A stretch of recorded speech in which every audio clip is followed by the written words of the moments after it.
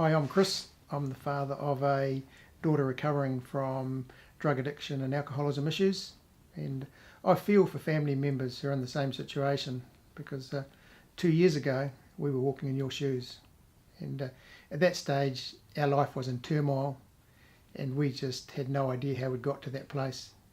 And looking back, our daughter's childhood was just wonderfully normal. She was a loving, empathetic little girl, and then things started to change in her early teenage years. And one of the things that we think was sort of the tipping point, if you like, was she went to a blue light dance with some friends from school, and she came home quite upset because one of the young boys in the group, even though it was an alcohol-free dance, had somehow taken some alcohol from home and drunk himself into a coma, and they ended up going up to hospital with him while he had his stomach pumped. And my wife and I were shocked, but also sort of quietly thought, well, that's a good lesson for a 13 or 14-year-old to get to understand those things.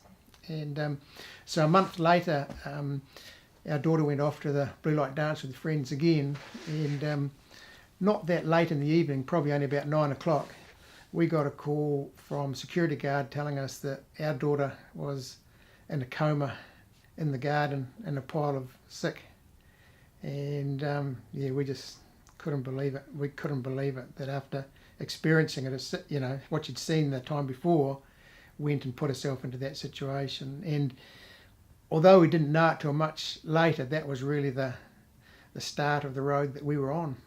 And over the next few years, whenever she was in a social situation, we tried to be very vigilant about what she was drinking. And if we weren't doing that, she just seemed to have no stop button. That just drank and drank until she was literally in that state again. The funny thing was that I guess we'd thought it was the sophisticated or the right thing to do to give her small amounts of alcohol as a child so that she was drinking in a family situation and like the social setting and learning to handle it, if you like. And we'd had no signs during that time that anything was going wrong. And as I say, it was only when that other incident happened that we realised, wow, there's something else going on here. And to I guess fit in with their friends and who are all drinking or in that sort of party scene, she started, I think, with what she told us were legal highs. And hey, Mum and Dad, what's the problem with this? You can buy it from the dairy. It's the government says this is legal. It's no different from smoking or alcohol, which you can buy from a shop quite legally. And naively, foolishly, we reluctantly accepted that. And somewhere along the road with that, her use of legal highs moved into the use of marijuana. Our daughter's use of marijuana quickly got out of hand. And again, I use the word naively because amazingly enough, my wife and I have never smoked marijuana, never ever in our lives, and so we didn't know what was going on around us. And all we could see were the effects of it. And this loving daughter was turning into someone that we just didn't recognise. And the issues just escalated really. And around her, what we recognised were the alcohol issues, this burgeoning drug issue, the depression and body issues and eating issues. And life just really quickly became a nightmare. And we sought help as best we could. We organised counselling for her, and we looked at government agencies for assistance with that, but the whole thing was just spiralling out of control, and our lives with it too, because we were caught up in this. And so at one level we were trying to, if you like, hide it from our friends and family. We were not sure what we were hiding, but we knew things weren't right. And so, we were trying to pretend on one level that all was well in our happy little family. And, while desperately looking for answers. Life just became a nightmare, really, that every time our daughter went out, we'd lie awake waiting for her to come home and quite honestly just waiting for that knock on the door. It got to the stage where we were genuinely fearful for her own life, that she seemed to place no value on it. Yeah, we spent many a night lying awake, worrying about where she was and what was happening, and waiting for, I guess, what we thought was that inevitable knock on the door. We actually had that knock on the door twice, and there can be no worse feeling for every parent. The minute you hear it, you know that it's not going to be good. And luckily for us, both times there was a policeman there, and he had our wasted daughter in the vehicle with him in both situations. And one of those times she had, there was a policewoman in the car that our daughter had assaulted, and luckily for us, the policewoman realised that there was something more going on here than just a drunken little girl, and she didn't press charges. But I guess that was really a catalyst that, hey, this is going to a whole nother level now. And around that time too, we had an incident where she was out with friends, and we got a call in the middle of the evening, as we had once or twice, and they were telling us that, look, your daughter is drunk and has had an argument and has stormed off, and she was, last we saw her, she was heading down to the beach, and we were concerned about her mental state. So we rang the police and told them, and we met them at the beach, and there was no sign of her. They put up the police helicopter with a searchlight to try and find her as they around the neighbouring properties there, and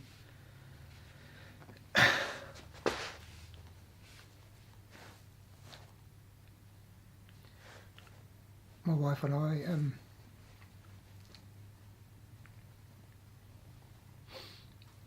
I stood on the beach, and I think we really thought our daughter had taken her own life. After some time with no success at finding her, the police actually said, look, they've done all we can. If she turns up, let us know. And so we drove home, or headed to drive home, absolutely desolate.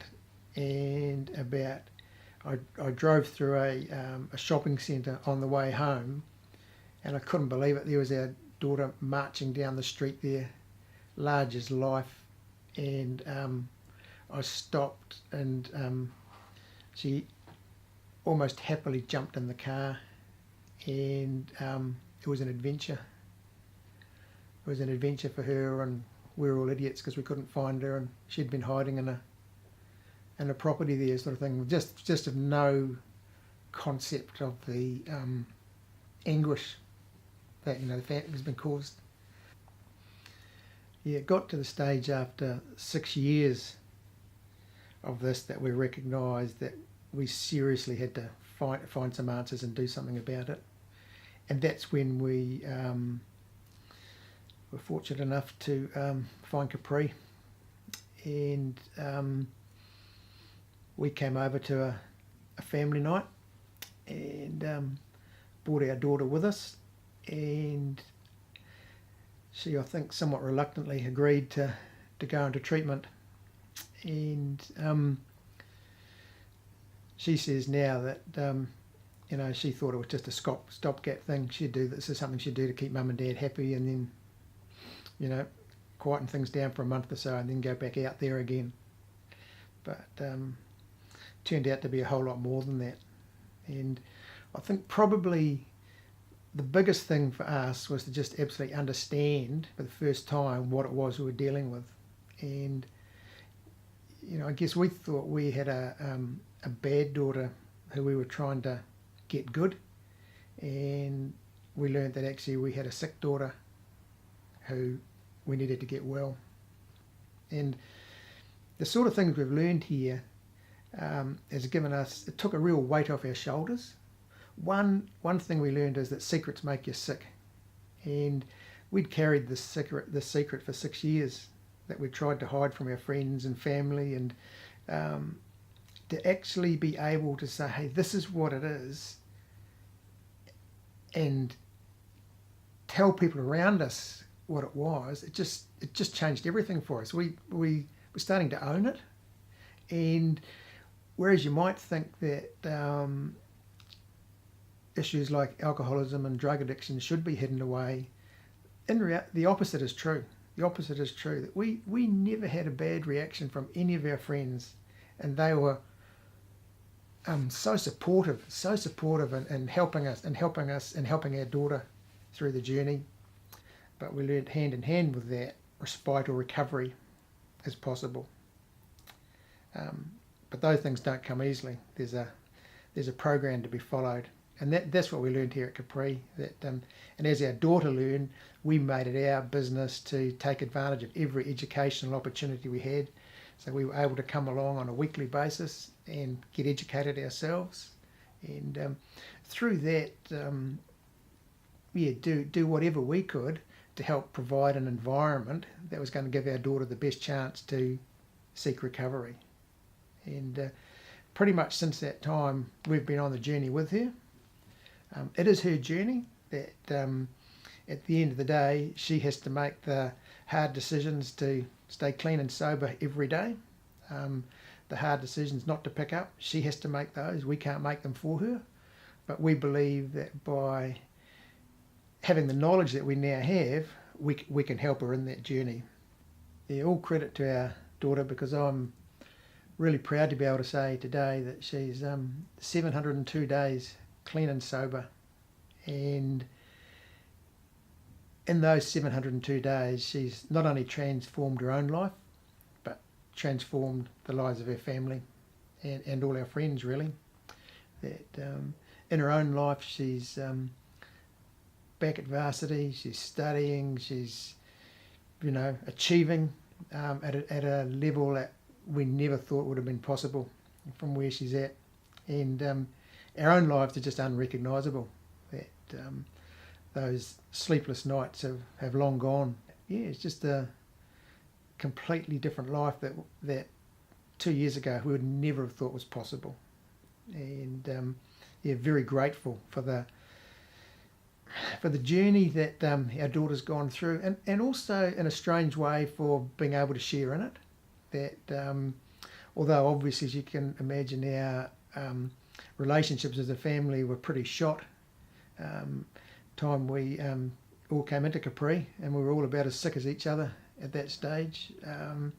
Now they're stronger than they've ever been, because we've faced this challenge together, and we are very well aware that we haven't beaten the challenge, that it's a lifelong disease for our daughter, and it's something that she will need to, there's only one answer for her, and that's total abstinence, and she understands that. So one of the big changes in our life is being understanding that while we couldn't control it, we could certainly help create an environment in which our daughter could put to use the tools which she learnt at Capri. And also, I guess, to understand that there are signs that we could look for when she was struggling with those. And one of the most obvious signs is isolating. And we used to think that was just our daughter in her room. Now we know what it is, and we can help her guard against that. And so that when we see signs of that, that's the time to remind her that, hey, you've got a whole heap of tools in your toolbox it's going to help you towards recovery, and it's reaching out, it's talking to other people, it's sharing the issues that you've got right now. And if you don't feel comfortable sharing that with Mum and I right now, you've got lots of recovery friends who can help you through that. So the Capri program gave our daughter a whole lot of tools to use as she headed off down the road of recovery. And she knew that wasn't going to be easy, that there were going to be hurdles in front of her, and no one's sugarcoating it. She was certainly left Capri under no illusions that there was a hard road ahead. But it was heading down that road with the tools to deal with some of the things. And so, whereas for years she'd been hiding her feelings, if you like, or squashing her feelings with drug and alcohol abuse, it was being able to understand that they're a normal part of life. It's living life on life terms, and stuff happens. She was only about 6 months in recovery when her grandmother died, and her grandmother was one of the people who was absolutely instrumental in helping her recover her life. They were very close, and there was a time when a loss like that would have totally derailed our daughter. She would have, gone straight back to, she would have picked up to try and squash all the hurt and the grief that you'd naturally feel. And for her to be able to go through that and to have all those feelings and remain solid in her recovery was just spoke volumes, I think, for what she'd learnt. And here at Capri, she knows she can come in at any time if she's down. There's outpatients programs that she can utilise. There's friends that she's made in here that they'll be in touch for life, I think. Because they've shared something that few of us do in life.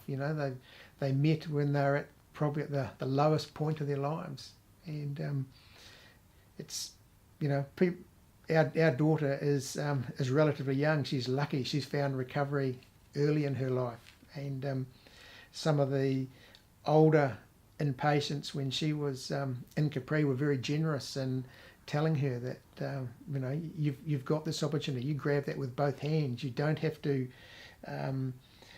get through to middle age before you recognise these things. You don't have to destroy marriages and lose your children and all those terrible outcomes, which are the consequences of drug and alcohol addiction. Yeah, if I guess there's something that I've shared resonates with you, and you can see that as having it's similar to your own story, I'd certainly encourage you to make a call to Capri and just have a talk to them about how the treatment here could benefit your loved one. That I can't speak highly enough of the place. That as I've said, I'm sure I've said 3 times, it's just transformed our life, and we're hugely grateful for that. And here's one answer that worked for us. I've seen it working for many other people over the past 2 years here. Yeah, 2 years down the track, I'm just so proud of my daughter. I know how hard it has been to stay on this journey of recovery, and it's been such a thrill to see her giving everything to hang on to her sobriety. Man, we've through the darkest days, we never stopped loving her. She sometimes says we loved her when she couldn't love herself. But it's just, the love and the pride we have in her and what she's achieved now is just, off the scale. So proud to be her dad.